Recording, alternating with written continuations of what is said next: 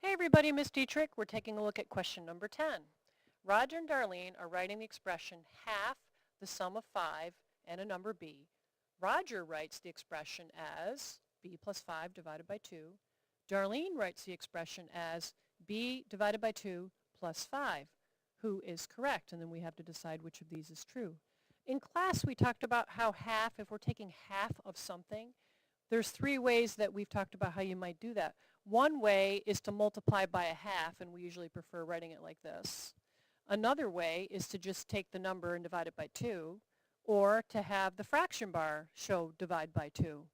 Now, the problem with this one is that the stuff that we're putting in front of it, we're talking about the sum of 5 and a number. The sum of 5 and a number, which we're using b. And remember, community property applies. So really what we have to pick is we have to pick something that instead of the n would have the green stuff. Instead of the n would have the green stuff. Instead of the n would have the green stuff. Now, if we look at what Roger wrote, and if we look at this version of it, his kind of matches this version of it. So Roger's looking like he's correct. Now the question is, would Darlene be right? And if we think about Darlene, if we take b and come up with some hypothetical value, so I'm just going to leave this right here because this is kind of equivalent to what Roger wrote. And if we think about what Darlene wrote, by the way, let's say we plug in a hypothetical value, and our hypothetical for b is 4.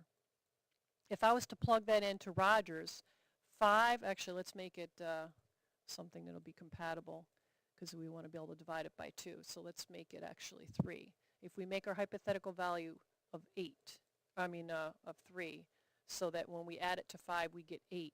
If we do 8 divided by 2 we would get 4, right? If we use Roger's version of it. Let's see if that would also be true if we do Darlene's. So if our hypothetical value is 3 and we divide that by 2, then we're looking at a decimal, aren't we? And if we add 5 to that, we're not going to get the same thing that Roger got.